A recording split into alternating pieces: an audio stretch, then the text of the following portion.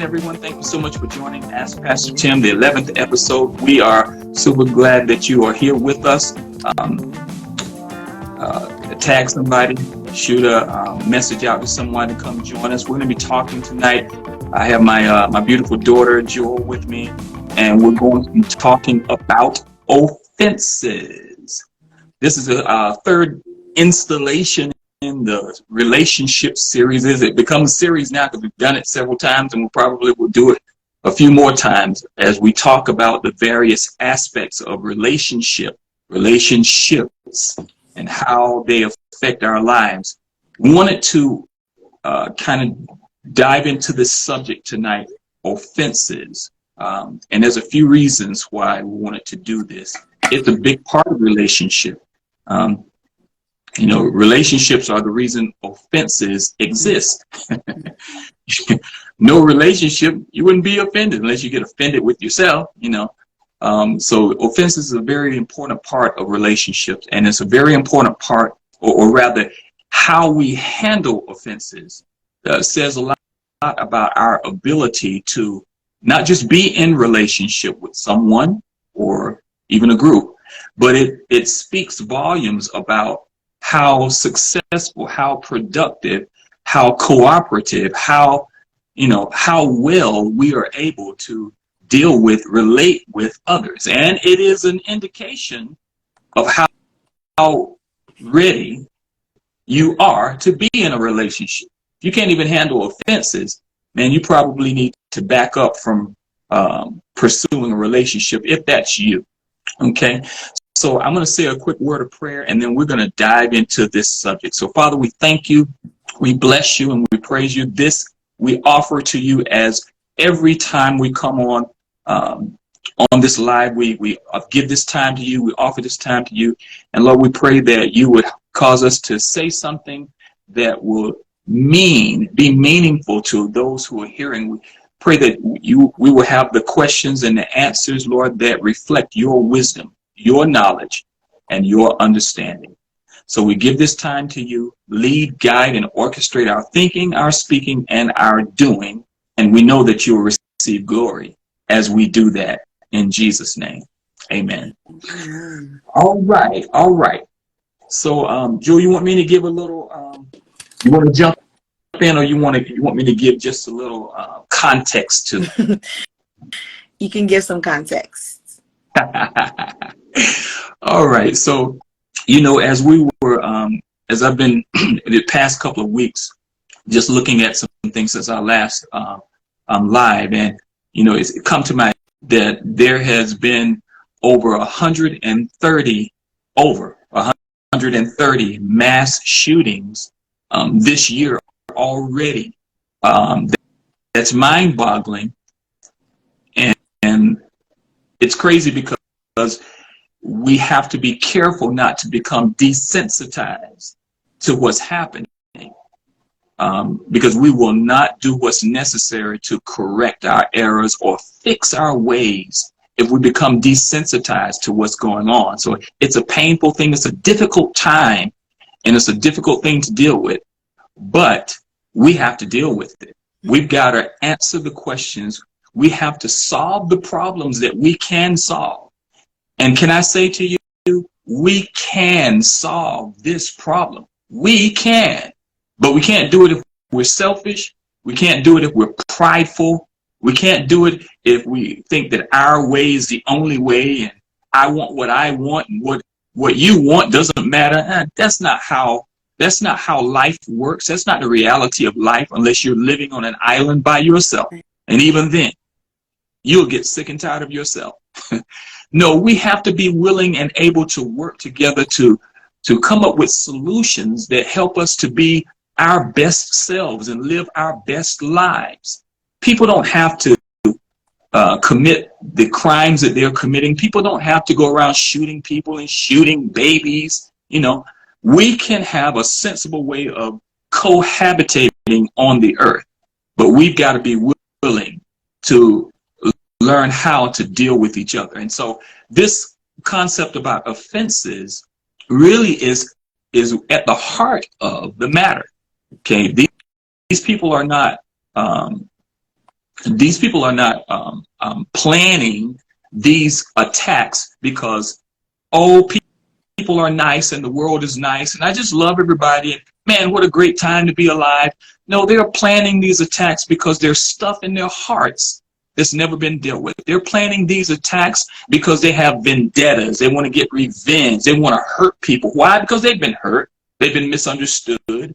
Okay. And there's a list of things that we can put in there that they have been, that's causing them to come to this place where they want to make the choices that they're making to take other people's lives.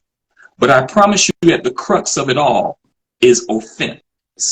They have been offended in one way, shape, form, or fashion. And so I thought this would be a wonderful way to approach relationship, because sometimes we just look at where we are in relationship and don't consider, you know, how important a very simple decision like who you decide you're going to friend on Facebook can be. It used to be who you decided you would go to the movie with. Now it's just who you decide to click a button, who you decide to like. You know, these are important decisions. And the problem with that is, being in the digital world, you really don't know who's on the other end of the screen. Mm-hmm. You don't know those people. You haven't had an opportunity to build any kind of relationship, and it is dangerous. Okay. And so we wanted to give a practical way that we can begin to shift the narrative and help to make things better. Will this conversation stop people from committing mass shootings? Probably not. I'm pretty sure it won't. But will it help someone who may potentially, okay, end up in one of those types of situations one day? I believe with everything within me that it can, and if we are committed to it, that it will. Okay, so that's a little context why we're talking about this tonight and relating it to connecting it to relationship. You know, everybody wants to be in a relationship. Everyone wants to be loved. Mm-hmm. It is a universal thing. We all want to be and deserve to be loved. In fact, we all are loved. May not be by the person that you want to be loved by, but we are all loved by our Creator first and foremost, because He saw fit to release us into the earth with an assignment that would cause us and help us to be able to share in what He was doing in the earth, the bigger picture, the master plan. So I don't want to go off into that right now, because that'll take me down another road. But I wanted to give some context to why we're talking about relationship, why we're talking about offenses tonight. All right? Yeah. Okay. So, Jewel, now I'm going to toss it over to you and let you. All right, cool. So, I mean, you talked about it. The overarching question is really how offenses can correlate to mass shootings, and the desire for each person to feel loved and possibly not can lead to that. Could you talk just a little bit more about what you think? Like, obviously, you know, we're not in the mind of a mass shooter, but what types of things from your, you know, professional perspective, you know, concerning mental health and things like that, what are some things that you think, I guess, that would cause offense to lead to something like that? So, you know, it really, on the most basic level, it's crazy, right? We are all the same, okay? We're all the same. As many differences as we have even more things that are common to every human being. We are human beings, okay? And we all have mind. We are all spirit, soul, and body. And we all have minds, wills, and emotions. Everybody, okay? Now, your mind might be jacked up or your emotions might be all over the place, but you have them. And so whatever happens to people in their lives gets processed through their mind, will, and emotions, okay? And so because everyone does want to be loved, all right, we have to go back to the most basic place. We have to go back to where we all started from, from day one, before we had any experiences, before there was anything tainting our view of anything, before we had any knowledge about anything. Now, I'm saying that, now mind you, there are certain things that are transferred in the womb from a parent, from a mother, okay? For instance, and I'm not going to go into that part, but just so you can understand that I'm not saying that, you know, because everybody don't start the same way. There are all kinds of conditions and all kinds of circumstances. There are people who are products of rape, and I mean, there are all kinds of situations in which a person comes into the world. Okay, putting that aside, okay, when you get here, okay, you start with a clean slate. Okay, and so you have the opportunity to learn, to grow, to develop. What helps you to learn, grow, and develop?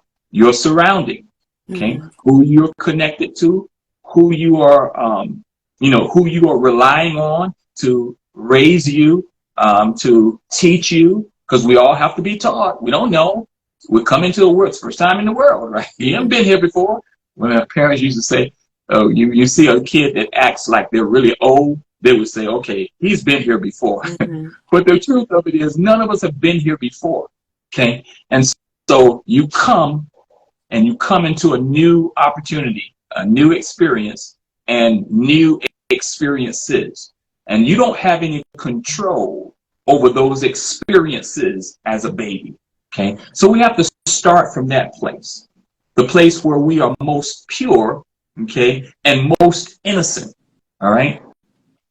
There, we are all the same, all wanting and needing someone to guide us and to help point us and steer us in a way that will help us to grow and develop effectively, okay, so that we can be effective and productive citizens in the earth, okay?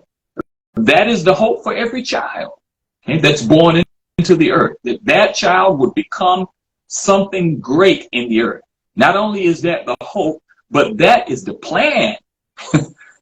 That's the plan of the Creator, is that every person that comes into the earth will, first of all, has been aimed at something that they can do and be and become in the earth that will cause them to have a high level of esteem as it concerns who they are and their ability to be and receive and give love. So people's circumstances and their situations begin to dictate that. So, you know, we can paint a scenario for all kinds of different cases that people are living in, are born into, and then they have to live in. All right? Take that, put that aside, because it's all different. Okay? Everyone still has an opportunity to learn and grow, regardless of what your circumstances, your situations are. Everyone has an opportunity to learn and grow. And it's not fair, and it doesn't feel fair, doesn't seem fair, that some people seem like they have an easier way than others. It is what it is, man. You got what you got. You got the life that you have, and you have to make the most of it. You have to make the best of it, and you have the power and the ability and the authority to make the most of your life, to make it something great, to make it something that will be impactful in the world. I have I call it a poem. It's not really a poem, but it's a written piece, you know, that says when you were born, the plan was not that you should fail, but that you would succeed. It was not that your life should be worthless, but that it would be worthwhile. It was not intended for you to have a negative impact on the world, but a positive one. It was not meant for you to have less than the best, but the very best life has to offer. You were predestined in love to succeed. That means the destiny for your life was determined before you were born. And the decision as to where you should end up and what you would become was not a toss in a hat. It was a well thought out plan to bring you to the full manifestation of expressed love through the maximized potential of your predetermined purpose. That is what I believe about every human being. Okay? And so your opportunity is to develop your greatness in spite of the difficulty of your situation. Okay? And so relationships, the people, your parents, siblings, the community that you grew up in, they all play a part in developing you. And you know, we have this saying from back in the day, it takes a village to raise a child. Well, that seems like it's gone to, you know, yeah. It doesn't seem like it's that important nowadays. Okay? And if that's the case and the village has taken the responsibility, then the village is failing miserably. Okay? And I believe that the village can correct some of the things that are wrong in the earth, which in turn will make people's lives better and cause them to have a greater sense of hope about life. They'll be able to tap into their power and their purpose and be able to see obstacles really as stepping stones rather than seeing something somebody did or something somebody said or how someone treated you, rather than seeing that as a woe is me, you know, and turn inwardly and create this shell where nobody can get in and you got to defend yourself. And trust me, I know there are people who they feel like they have no one in the world. I understand that. I get it. But there's always someone. There is always someone who will help. There's always someone who will assist. There's always someone who's looking to help. And you can make it better. You can make a different choice from being destructive. But even that, it's a path that leads there. So I said all of that to say this, is that if you haven't learned how to relate to others well, whether it doesn't matter whose fault it is. It's not about fault. This is about responsibility. It may not have been your fault, but it becomes your responsibility as an adult. Okay?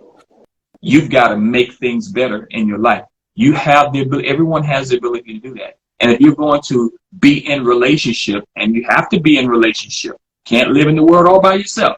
If you're going to successfully be in relationship, you're going to have to learn how to deal with people, which means you have to learn how to deal and handle offenses. Okay? Yeah. What is an offense? It's simple. When someone does something to you that causes you to feel hurt, shame, disappointment, okay? There's a list of things. Those are some of the more foundational ones. Hurt, shame, disappointment, fear, anxiety. All of those things lead themselves to you being offended. And when you are offended, what you do is you shell yourself inside of the offense. And you begin fight. It's like a cat backed into a corner. And back into that corner. You don't want to mess with that cat, right? Because you're gonna get really you're gonna get the business from the cat. And so that's what happens when you become offended. And obviously there are people that there are different levels of offense. There's that level where, okay, you know something's wrong with that person. And then there's that level where people just smile all the time and, you know, look like everything is beautiful, but they're offended too. Okay, so, all right. I'm going to stop right there so I can answer your next question. That was a lot. All right. I know. Let's see. Okay, so let's see what's a good pivot. So I mean, when people are offended, you know, we're talking about an extreme, which is mass shootings, but when people are offended in general, just to make it relatable to anybody who's on here, it's just like you said, like with the cat that's being backed into the corner. We go on defense, and many times we're also then fighting back. Like, you know, everything is offensive to us. You know, we're looking for offense, really. Yes. Yes. Once we're in that place. So how can we guard our heart against offense? Like, how can we make sure we're not, you know, being, I call it sensitive, and people just so sensitive, but like, you know, it could stem from traumas, it could stem from, you know, different things, like you said, hurt, disappointment, shame, fear, all of those things cause offense, and have, you know, to do with offense. So how can we guard our heart against that, even touching on in a digital age, like you said, everything's so accessible. So you really have to be in a place where you constant, how do I say this? You got to always be checking yourself. Okay. Mm-hmm. If you're the person who's always checking yourself, when something goes wrong or something fails, you know, my first default is to see what I did to contribute to it. Okay, that's my first default. Check yourself. I want to, check yourself first, Mm-hmm. because a lot of times we get offended because whatever is being said is true. Mm-hmm. Truth offends you more than anything else, right? And so a lot of times we're just not being honest. We're not dealing in truth and honesty. So that's like one of the first places to start, you know, because when you can check yourself first, that first of all is going to position you in a place of humility. Oh God, humility. Wait a minute. That's the last thing I want to be when I've been offended. Exactly. It's the one thing that you need to be when you've been offended is humble. So you have to check your own self, check your own motives. See, why am I offended by this? You know, why did this make me angry? Why did this upset me? Why did this cause me to feel shame? Okay. 9.9 times out of 10, that's about as close as I can get. 9.9 times out of 10, okay, it has something to do in one way, shape, form, or fashion with me. Mm-hmm. Okay, because someone can say something to me and it not offend me, because there's nothing in there for it to grab hold of. Mm-hmm. But if there's something in there for that offense to grab hold of, there's a good possibility that I will get offended by it. Mm-hmm. So, like I said, 9.9 times out of 10, it has something in one way, shape, form, or fashion to do with me. Check yourself first. That would say is what I would say would be step one. Check yourself, right, and ask yourself, why am I offended? All right. Okay. Yeah, I would say, you know, you and Mom taught us that, like, how to be very like self-aware, and I think that it's caused us to be better humans and how we interact in the world. There was a period in my life where I was very defensive about everything, and it did stem from something very specific. I didn't know, but you know, that's something that I came to unveil. But I remember you having a conversation with me about it, and I didn't even realize, you know, that I was coming from that place. You know, the perspective is I'm protecting myself. I just making sure I'm not going to get hurt, or, you know, you don't even realize it's a defense mechanism for some people, I think. And yeah, it's really unhealthy. And I think that when you do start, like you said, to look at yourself and, you know, start to look and see where it stems from, that you can come to a place of understanding for others, that you can just better view, really you change your view of how people interact with you. Did that make sense? Yeah, it does. You can, you know, yeah, I don't know how to say that better. So you can change your view of how, you know, you see people interact with you if you check yourself first and don't come from a place of offense. So if, you know, we're doing our part in checking ourselves, guarding ourselves against offense, always looking to see, you know, if we felt offended, okay, what is that? Like, where did that stem from? You know, on the other side of it, how do you maybe deal with friends who cause offense, but they lack awareness, like they're not they're not aware of how they come off. Like I said, there's a self-awareness that comes with looking at yourself first. But then if you have friends that maybe don't have that same, like, how do you deal with that? Yeah, so every relationship, especially friends, right? Because really, how you develop your friendships with your friends really prepares you for greater levels of relationship. You know, how you deal with your friends prepares you for how you're going to deal with your husband and or wife, you know. And a lot of people don't believe that, but it does, right? Because offense is offense. Doesn't matter who it comes from, right? And if you don't know how to deal with it, then you don't know how to deal with it. So understanding that the opportunity to develop the opportunity to develop a really sharp, sensitive, compelling, interesting, caring persona. Okay, that's the opportunity that you have with your friends. Okay, and when each of you have committed to making each other the best version of yourselves, then you surrender to those relationships. Okay. 1908 Dale Street, right? That's where we live. Me and my two roommates. It started out, it was 4 of us, and then it ended up just 3 of us. And one of the things that we did was we created an environment where we all grew. How we created that environment was by submitting ourselves to each other. What do I mean by that? We gave each other the right, okay, to jack each other up.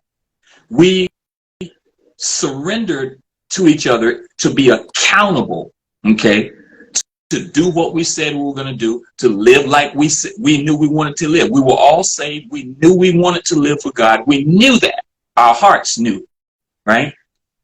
And so we were committed to helping each other live saved, okay? So that means that we had to give an answer to each other for our missteps, okay? Even for our thoughts, our missed thoughts, okay? We had this concept called hot seat. Okay? At any given point in time, you could be in the hot seat. You think everything's going hunky-dory, and then all of a sudden, you're in the hot seat, right? And in the hot seat, you can't run, okay? You can't squirm. You got to answer the question. You got it. The fight or flight, you just got to fight. There's no running, right? Because we agreed to it beforehand. Now, were there times that we walked out, stormed out? Yeah, that was all a part of it, but we came back because that's how you grow. That's how you learn to grow. You learn how you know someone is committed to you is when you can fight well with them and love them more after the fight. Yep. And I'm not talking about that abuse stuff. I'm talking about fight well. When you fight well, you love the person even more after the fight because you grow. Fighting well causes you to grow. So our hot seat concept helped us to hold each other accountable, you know?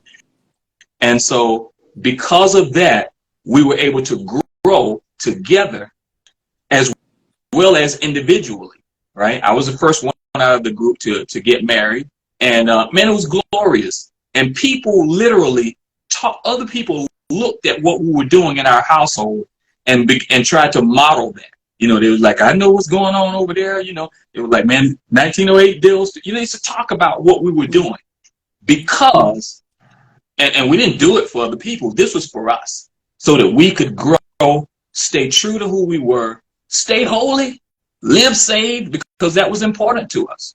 You know, now if one of us stopped wanting to live saved, that was going to create a problem. Okay. But, and so I said all that to say your friendships will prepare you. They really will prepare you for how to deal with offenses if you just let the natural, you know, the natural processes of relationships, because in friendships, you've got different personalities, right? Those personalities will naturally rub each other the wrong and right way. And if you just stay committed to the process, it'll eventually grow into an understanding.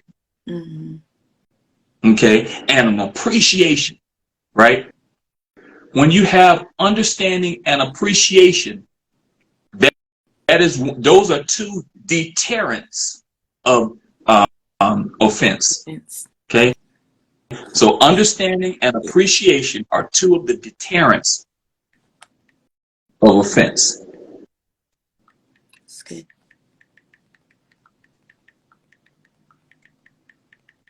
Yeah. I'm taking notes too.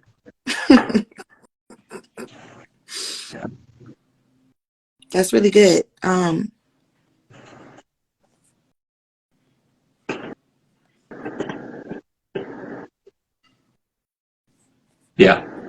Yeah, what you said about submitting yourself to friendships and relationships, that like takes a lot of trust. And I think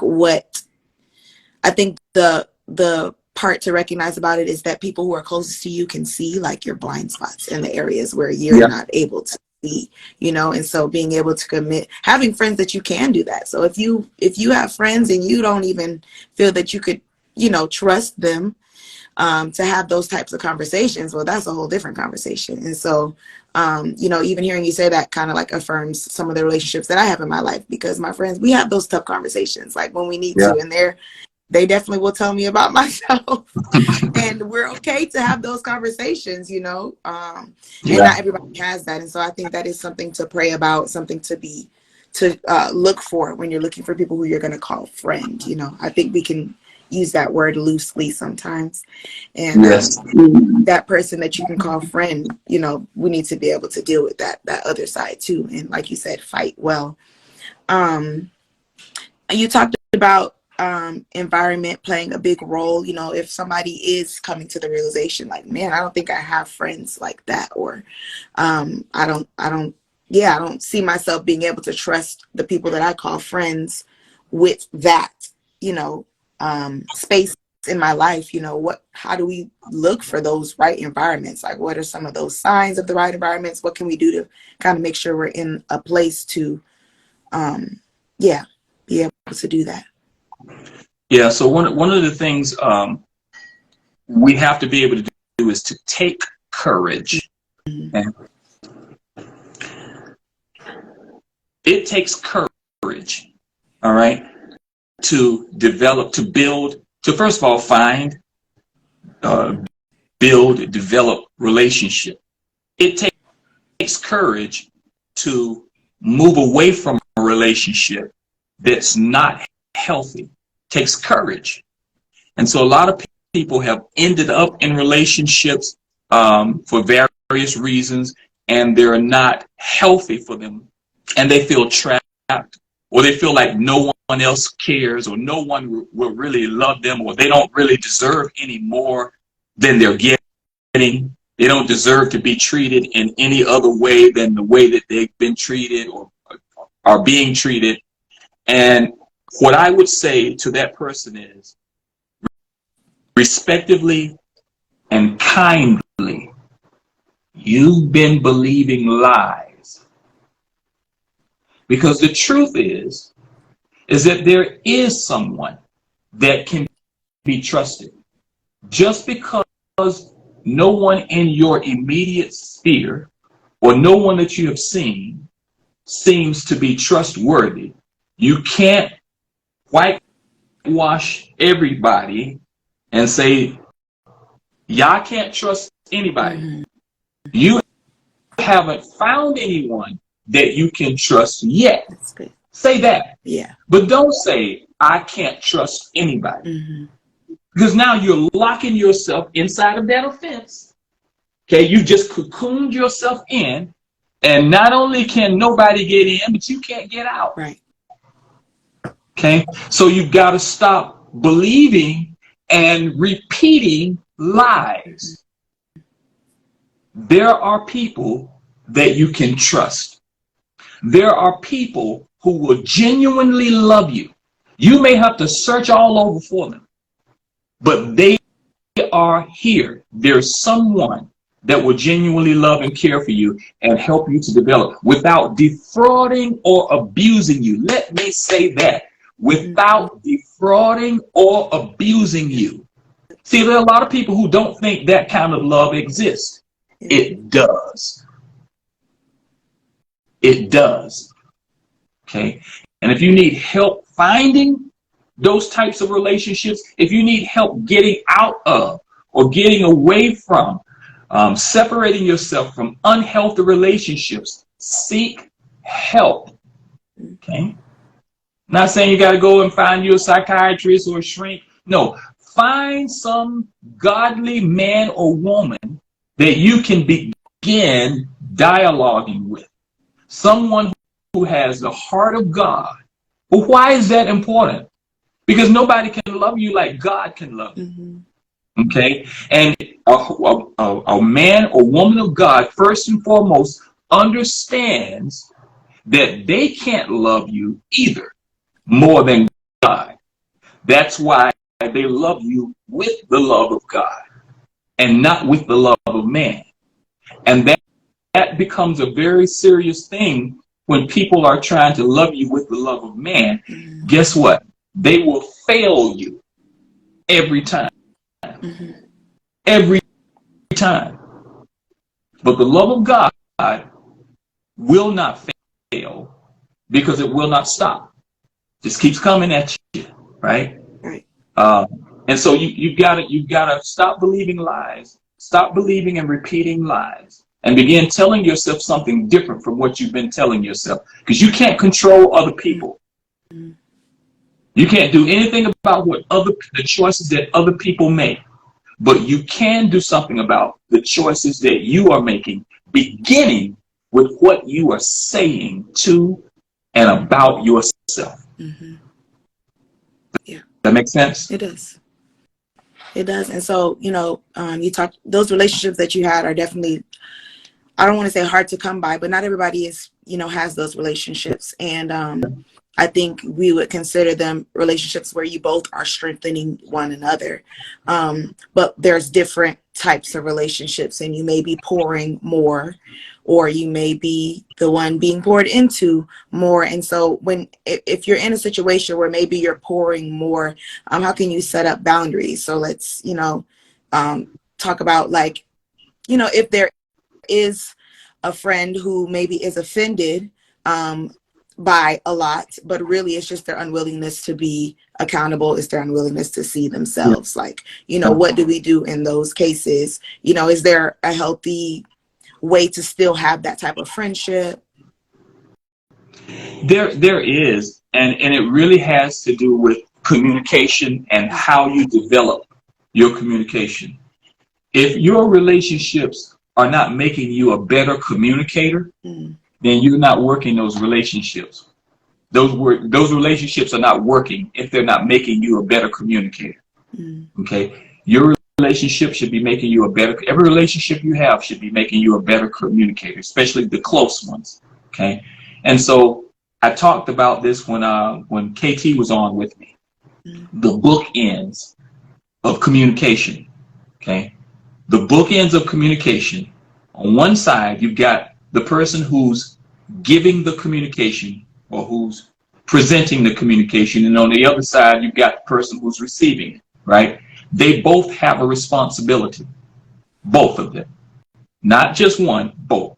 The one who's giving the information has the responsibility to be aware of, okay, to the best of their knowledge and ability, to be aware of not just what they are presenting, but how they are presenting it. Yes.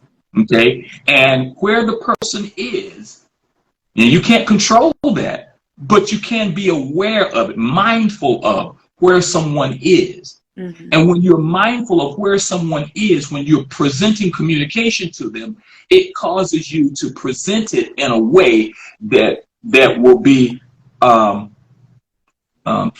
easier or easiest for them to receive it. Yeah. Okay, that's the responsibility of the giver. Mhm. Now, the responsibility of the receiver is to not be offended. That's good. Okay, those are the bookends of communication. Okay, and and to not be offended, you have to work at that. Mm-hmm. That's not something that, well, I don't feel offended, I'm good. No, you have to work at not being offended. That means that offense is coming, but you choose not to yield to it. Mm-hmm. You feel the offense, you feel the fear, you feel the anger, you feel the shame, but you don't surrender to it. Okay, that's the responsibility of the one receiving the information. So obviously everyone don't understand that. That's why you seek help, seek wisdom, seek knowledge, seek understanding from someone who knows better than you, who's been here a little longer, seen a little more, have a little more wisdom. Seek help. We need each other in that way. And so and again, that's a part of humbling yourself. Because most people are dealing with pride. That's why they don't ask for help. Because they're dealing with pride. And all pride is, you know what pride really is? It's the flip side of fear. Mm-hmm. That's really what it is. It's the other side of fear. If you just tell that person, tell pride to stay right there. Don't move. And you just walk around on the other side of pride, when you get to the other side, what you really see is fear. Okay? And so we just kind of, again, it goes back to checking yourself and being honest with yourself, Mm-hmm. right? We are made in the image of God. The image of God, God is a communicator. So that means that we are communicators. We have to develop our ability to be effective communicators. Okay? And sometimes people think about effective communicators are just people who are in leadership or people, who are on stages. No, we all have to develop our ability to be effective communicators. Okay? And so that responsibility, regardless of what situation you're in, you still have that responsibility. Regardless of what you don't have or do have, you still have that responsibility. Yeah. Regardless of how bad you've been treated or mistreated, you still have that responsibility if you're going to be an effective communicator.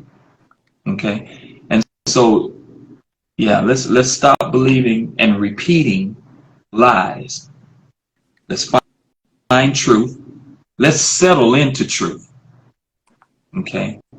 And let's begin to reshape our view of ourself first. Because when you think about offense, right, and being offended, how you wall yourself in, right? When you wall yourself in, think about your view of yourself. When you walled yourself in, how do you see yourself? And so we just don't really look at what matters most.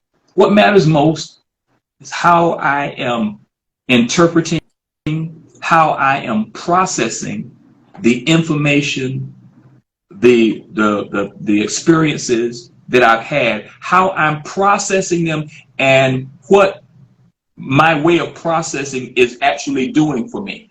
Mm-hmm. Is it causing me to grow, right, or is it stifling me? Mm-hmm. Got to answer that question, man. Yeah. And you can answer it for yourself. We all can answer that question for ourselves if we're willing to be honest and vulnerable. Yes. And that's the work. That's the hard part. That's the work, Yeah. man. For sure. That's the work. So, I mean, we talked a lot about friendships. We're talking about relationships in general. But even if you're considering, a romantic relationship, marriage, that's somebody who's going to see you up close and personal. And when it comes to offense, that's the person who can offend you probably the easiest, right? They know how to, Yep. the quickest. Yeah. And Yep. so, what are you, 32 years? 30, how many years? 31. 31 years of marriage. I think you can tell us a couple of things about, how to make sure, because they're similar, friendship and romantic relationships, but you know, a little bit different when you're considering marriage. And so let's see what I want to ask about that. How did you make it this long? I'm just kidding. You know, what are some ways that you all have kind of grown through that, like as you've grown and matured and found probably better ways to communicate with each other? You know, how do you deal with that? And even check yourself, because you know how you can offend mom, and mom knows how she can offend you. And so even checking yourself, you know, how do you do that? I probably asked a lot in there, but Hey, listen, it's, you know, we've had to, and we still, now, our greatest asset, I believe, is our ability to, or our willingness to be gracious with each other. Okay? Especially as you start growing older, you know, things change, you change, your body changes, your mind changes, everything is going through some kind of change. And to remain in a covenant relationship, because that's the only real difference between friendship and a romantic friendship, is the level of covenant. Okay? And you still, the rudiments are still the same. Okay? You still have to understand the bookmarks, the bookends of communication, even more so then, right? And you have to be gracious with each other. Gracious to forgive, okay? Gracious to ask for forgiveness, right? Gracious to see things a way that's not your own way. Gracious to not have to be right. Right. That's huge. That is huge, and destroys a lot of relationships. When you're in a relationship, it really doesn't matter who's right. It really does not matter. What matters is, can this outfit survive this situation? That's what matters. Right? Because whether you're right or wrong, you're going to have to do whatever you're doing together. Because if one of you is right and the other one's wrong, how are you going to do anything together? No, you're going to have to come to some place where you can, some place of commonality that will allow you to make the best choices, the best decisions that is best for you as a unit and not you as an individual. That's everyday work. That's everyday checking yourself. That's every day being willing to be gracious. That's every day pushing down that desire to want to be right. You know, that's every day. You know, that's not something, okay, I've done that, I'm good for the next 20 years. No, it's everyday work. But that's a part of being in relationship. Yeah. Right? And it starts at the friendship level. If you build friendships like that, your romantic relationships are going to be amazing. They'll be powerful. And most importantly, they'll be purposeful and have longevity. If you build relationship the right way, if you start building in your friendships, you'll build the necessary ingredients so that when you get into a romantic relationship, it will be purposeful and it will have longevity. Yeah. Mic drop. Yes, that's really good stuff. Yeah. I think my questions are all over the place here. So, you know, the work in the beginning, you said we all have a responsibility to develop our greatness, and the work that you're talking about here is a really big part of it. I think, you know, just from what I've learned from you, we can't really get to that level of greatness without learning how to do relationship, without learning how to you know, deal with people and communicate well and just learn all of those things. And so you have lots of tools and things that you've developed to kind of help us be able to look inwardly and be able to do that self-work and be able to kind of see some of those things. Sometimes it's just lack of awareness. We're not even aware. And so could you speak to like some of the things, some of the tools that you have, and maybe even highlight something that would specifically speak to this topic? Yeah. So, I mean, there are a lot of amazing books surrounding how to deal with one of the greatest books, right? One of the greatest books that I've ever read was by a man named Dale Carnegie. Okay, this book has been used in sales, and they love to use it in sales. That book was so much greater than just that. You know the name of the book? Yes. Did you know I was reading that book? No. How to Win Friends and Influence People? Yes. That one right there.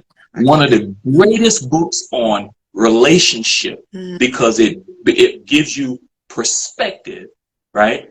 That's important to have. How to Win Friends and Influence People. Tremendous, tremendous book, right? So approaching things in a certain way has to do with your perspective. So what I do and have done, like I said before, the Lord's kind of made me a poster child for purpose and destiny and understanding what purpose is. A lot of people talk about the purpose. I want to know my purpose, but you can't find something if you don't know what it looks like, because you won't know when you found it. And a lot of people are looking for something out there, and it's in here. You know, understanding who you are, understanding what you bring to the table, understanding your gifts, your strengths, your weaknesses, understanding who you are, what makes you flow well, what kind of people you flow well with, what kind of chemistry, what comes off of you. You know, when you show up in the room, what shows up that wasn't there before? You got to know those kinds of things. Building relationships helps you to develop and to know those kinds of things. The first relationship that you really have to build is the one with yourself. Understanding who you are, getting to know who you are. And certainly I'm going to tell you that, you know, it's difficult to know who you really are without knowing who your creator really is, because he made you. Okay? No different from, you know, the manufacturer of a car. All right. If you want to know everything there is to know about that car, go to the manufacturer. Right. In fact, they made it easy for you. They put it all in a book and called it a manual. And everything about that vehicle. And so we've got to understand that developing yourself has to be a high priority in your life. One of the things that the Lord allowed me to do was to, even before I understood that I was doing it, I began to write. I used to write poetry. I still write poetry. But during this time, a season in my life, I was writing just for my own sanity. And I would always share with my friend, Merrill McQueen, who's a good friend of mine. I would run everything I did by him. Man, you should put this in a book. He would say that every time I shared a poem with him, man, you should put this in a book. I was like, would you please stop saying that? Because I had no desire and was in no way even think, my mind wasn't even there. I was writing for my own sanity. But after about the 200th time of him saying that, I started considering, well, maybe I would, you know. Long story short, I ended up writing a book that happened to be a book. And that wasn't my first book. It was actually my second one. But it was a book of poetry called The Dreamer's Diary. These specific poems are what I've now coined as motivational poetry. Okay? Motivational poetry, okay, is communication that encourages the heart. First of all, enlightens the mind, encourages the heart, inspires the will, and lifts the spirit. Okay, does one or all of those things. And so I noticed at some point that everything I was writing was doing that. Okay, and so after writing a dreamer's diary and it literally becoming like a foundation for my own development and growth because of what I was writing, eventually ended up turning that into a curriculum. Okay, a curriculum that became, foundation for courses that I teach on my school, on my online platform, Get Clear Institute. I had an opportunity to work at House of Hope, which is a residential program for hurting teens, where I tested this stuff with teenagers, right? They don't care what you know, they care. One thing they care about is, can you love me, right? And can you help me in my situation and circumstance? So I got a chance to really test this stuff out with those kids, and man, I'd love to. I want to start talking about that because testimonies all day long about how helping someone to begin to say something different about themselves and write what they were saying and then say it back to themselves, how it changed their perspective and how it changed their view of themselves. So I said all that to say is that my coaching really centers on helping people to see themselves not just differently, but helping them to see the real you, the real gift that you are in the world. Okay? So if you want to check out some of this stuff, some of my courses are in getclearinstitute.com. You can go there and just check it out. There's some free stuff on there, some paid courses on there. Check it out. If you want to hit me up, you can hit me up. You can send me a message on there. You can email me from there. If you got questions or if you would like to explore what it would look like to be in a coaching session, we'll do all of that. Have strategy sessions and the whole nine that, that you can certainly begin to explore. I released an audio book called Redefine Your Original Design last year, and I'm actually working on the ebook now. I did that and I put it on my online platform as an audio book.